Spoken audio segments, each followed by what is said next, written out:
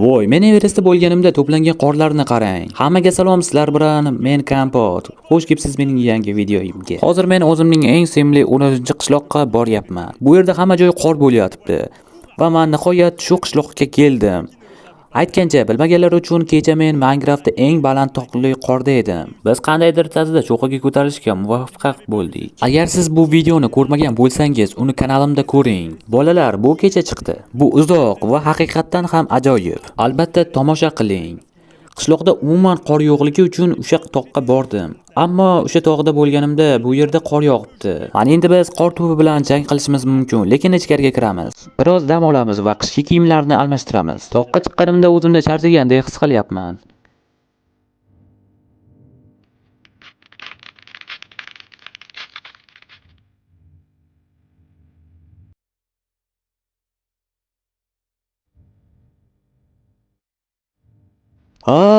Bu qanday bo'ldi? Men umuman tushunmayapman. What the?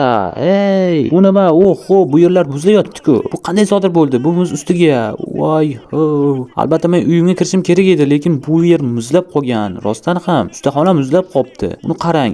Derazam qolgan ekan. Bu yerda ichkarida kompyuterlarim bor. Qarang. Oho, xo'sh, endi men qanday qilib bu yerga kirishim mumkin? Men dam olishim kerak edi. Afsuski, bu yer muzlab qolibdi. Rostdan ham nega mening uyim muzlab qolgan? Bu yerlar muzlamagan-ku.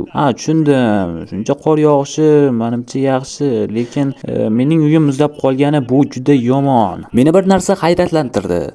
Nega shuncha uylar, daraxtlar muzlamaganda aynan mening ustaxonam muzlagan? Buni qanday tushunish mumkin bilmadim. Hayratdaman men. Hoy Kampot, qarang, qancha qor yog'ibdi. Bu juda zo'r, albatta, to'g'rimi? Albatta, bu juda zo'r, lekin va shuningdek mening uyimga qara, nima bo'lganini. Voy Kampot, uyingiz buncha chiroyli, sizning uyingiz sovuq, yengil qatlam bilan qoplanibdi. Ayozning yengil qatlami nimani anglatadi? Bu butunlay muzlab qolgan. Men uyimga esa kirishim kerak. Albatta Kampot, bu senga yoqmaydimi? Yo'q, menga yoqmaydi. Kutib turing. Nega so'rayapsiz qishloqqa? Xayrli tong, 10-sonli qishloq. 12 dekabr, biz uchun qorli. Voy, qor yog'di, urra, ajoyib. Yangi ruhi menga keldi. Xayr. Endi qordan odam yasayman va xuddi birinchi rejalashtirganimdek qor bobo yasayman. 1-dekabr kuni qor yog'magani juda achinarli. Qor yog'ayotgani juda zo'r. Ko'zingizni quvontiradi. Aytgancha, Kapotning ahvoli qani?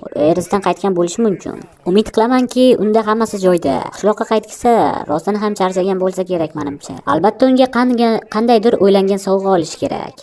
Men shunchaki Kampotga haqiqiy yangi yil ruhini qanday berishni o'yladim. Men uyini bezatib chiqaman. Mayli, keling unda. Men gulchambar va tensil bormi, shuni bilib olishim kerak. Bu hali yangi yil emas-ku. Shuning uchun afsuski men buni qilmayman. Menda bor narsa faqat suv.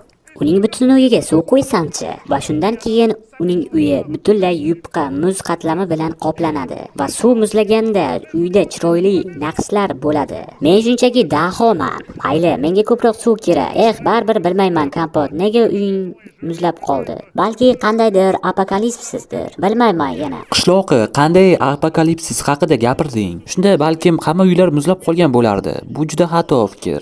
G'alati, u shunchalik tez qayoqqa qochib ketdi?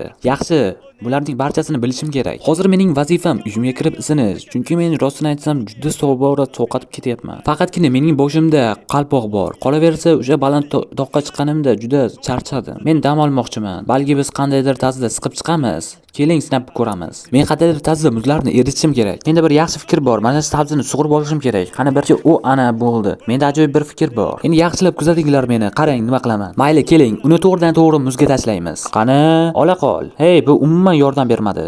Menga boshqacha narsa kerak. Hozir turing. Mana olib keldim buni. Buni ishlatib ko'ramiz. Azizlar, kuzatib turing. Qani o'xsharmikan? Nega o'xshamadi? To'xtang, o'xshayapti. Albatta bu muzni teshib tashladi. Bu juda ajoyib. Qani yana bir marta. Qani 3 2 hoppa. Qo'limdan chiqib ketishiga sal qoldi. Bu juda yomon edi. Voy, juda ham muzlab yotibdi. Hamma joy muzlagan. Bu yerlarda sirparib ketyapman. Aytgancha bu yerlar hamma joy muz bo'layotibdi. Juda sirpanchiq, muzlab qolgan joylar. Mening ham eshigim qanday qilib muzlab qolgan. Buni ham buzishga harakat qilamiz. Kelinglar. Va otamiz yana bir marotaba. Nimaga buzilmayapti? Yo'q, bu juda katta muammoga aylanadi. Endi men qanday qilib bu yerga kirishim mumkin? Qo'lim bilan ham urinyapman, lekin harakat qilsam ham baribir ham buzib bo'lmayapti. Buni nimadir qilmasak bo'lmaydi azizlar. Yo'q.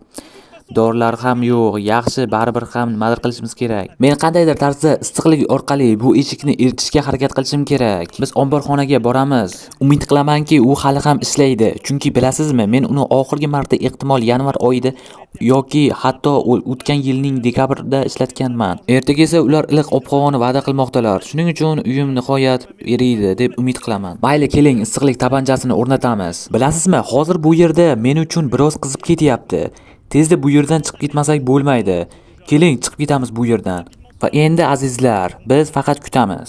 Bechora Kompot, men senga juda achinaman. U hali ham uyiga kirishga harakat qilmoqda. Men o'zimni shu qadar yomon his qilyapmanki, u toqqa chiqqandan keyin charchab kuchsiz qaytib keldi va u o'z uyiga ham kira olmayapti.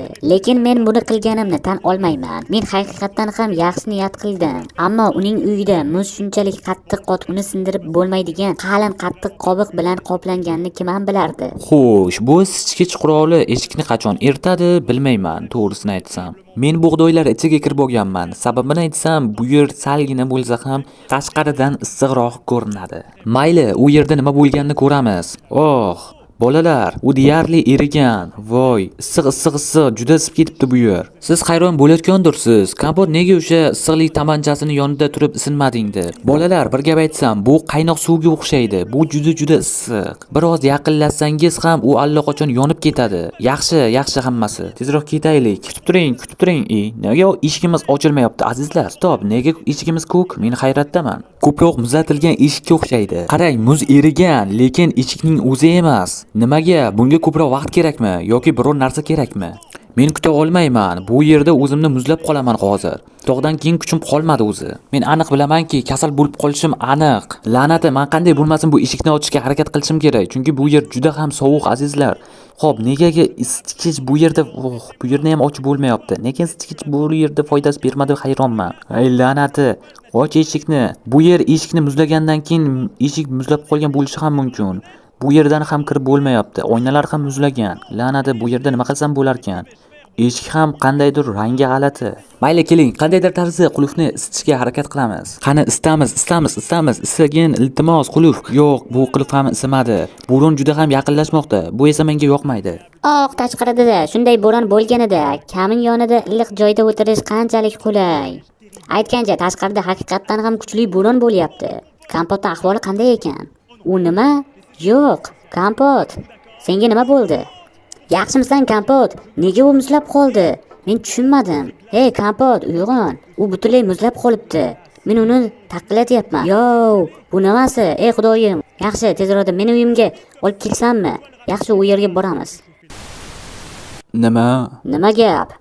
Men qayerdaman? Kompot, uyg'ondingmi? Kompot, ahvoling yaxshimi? Sen muzlab qolgan ekansan. Qishloqi, men hech narsani tushunmayapman. Bularning barchasi tushmidi? Yo'q, Kompot, bu tush emasdi. Sen eshik oldida muzlab qolgan holatda topdim. Nima? Bu yaxshi emas. Men eslay boshladim deb o'ylayman. Men qulfni eritmoqchi edim va nimadir bo'ldi. Mening uyim, u butunlay eriganmi? Mening uyimga qaramasam bo'lmaydi. Kompot, sen tashqariga chiqishing shart emas. O'zim muzlab qolding. Mana senga qahva, yaxshigina ichib ol, issiqqinagina. Bu sovuq havoda muzlab qolgansan axir. Katta rahmat, muammo yo'q. Siz olov yonida uyimda isinayotganingizda men bir nechta issiqlik qurollarini yasadim va ularga shu yerda o'rnatdim. Bo'ldi, shu, endi tugadi. Uyingiz erigan, Kompot. Qishloqi, senga katta rahmat. Sen yaxshi qishloqsan, albatta. Sen meni uyimni ham eritding va qutqarding meni. Endi ochiladigan sirlar bor, Kompot. Meni eshit, men seni uyingni muzlatib qo'ygandim. Uyingni muzlatgan men bo'laman. Nima? To'g'ri eshitdingiz. Men sizni chin dildan hayratda qoldirmoqchiman va uyingizni go'zal tabiiy sovuq bilan naqshni bezatishni xohlardim. Ammo ma'lum bo'lishicha, sizning uyingiz qattiq muzga aylangan ekan. Jiddiy gapiryapsanmi? Axir sen meni uyimni muzlatib qo'yding. Men unga katta miqdorda suv qo'ydim. Uning muzga aylanishini qayerdan bilishim kerak edi? Sen jiddiymisan, qishloqi? Uning g'oyasi boshqa narsa edi. Mayli. Yaxshi, men sendan jahlim chiqmaydi. Axir sen meni qutqarding. Uyimni qutqarding. Ammo boshqa tomondan siz birinchi navbatda bu tartibsizlikni keltirib chiqardingiz. Xo'sh, Kompot, men hammasini tuzatdim, to'g'rimi? Men sizga ajoyib sovg'a, Yangi yil sovg'asini qarzdorman. Mayli, Yangi yil hali uzoqda. Ey bolalar, uyim eridi va nihoyat endi maza qilib dam olsam bo'ladi, chunki tog'dan keyin juda charchagan edim. Va nihoyat endi dam olaman.